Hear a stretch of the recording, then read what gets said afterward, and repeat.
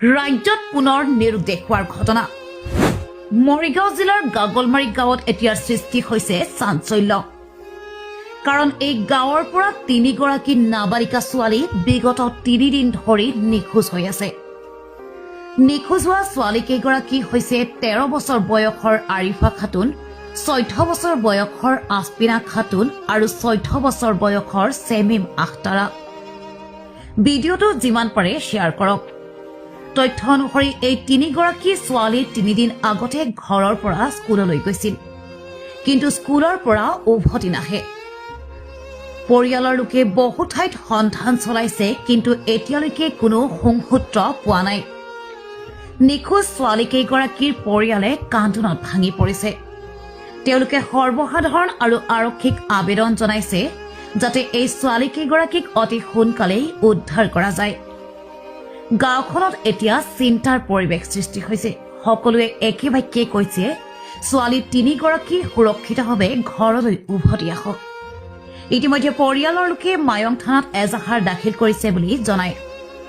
যদি কোনো সদাশয় ব্যক্তিয়ে এই 3 গৰাকী ছোৱালীৰ বিষয়ে কোনো সন্ধান লাভ কৰে বা তেওঁলোকক দেখা পায় তেন্তে অনুগ্ৰহ কৰি যোগাযোগ কৰিবৰ বাবে আহ্বান জনাইছে যোগাযোগৰ নম্বৰ হৈছে 7638087021 এটি মানৱিক অনুৰোধ দয়া কৰি শ্বেয়াৰ কৰক এই সংবাদটো যাতে নিখোজ ছোৱালী কেইগৰাকীক সোনকালে উদ্ধাৰ কৰিবলৈ সহায় হয় স্কুলে যাব বাসে গেছে স্কুলে যায় হেরা ফার্স্ট ইউনিট ফর্ম পিন্দা বাইতে গেছে যাইরা স্কুলে গেছে যারা আইছে না লগের ছাত্র সবাই আইছে জি গেছি তো আইছে না স্কুল গেছে না আচ্ছা তো 3 জন যে নিরুদ্দেশ হইছে ওগর নাম দিটুকুন আরিফা 13 বছর আর আরেকজন 14 বছর এসপিনা খাতুন 14 বছর আর আরেকজন 13 বছর সেমিম কথা নেই 14 বছর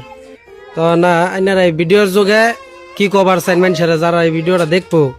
অগর আইনার কি কভার চাইন আমরা ওইটাই কভার চাইতেছি যে অনুরোধ করে যদি কেউ ধরা পড়ে কেউ রাত আঙ্গর জানানি দিত আচ্ছা আইনাগর এই মানুষটি যে নিরুদ্দেশ হইল এটা থানা বাদাইনারা কোনো জানানি দিছেন কি দিছি কালকা থানার জানানি দেয় নিউজ ডেস্ক রিপোর্ট SM+24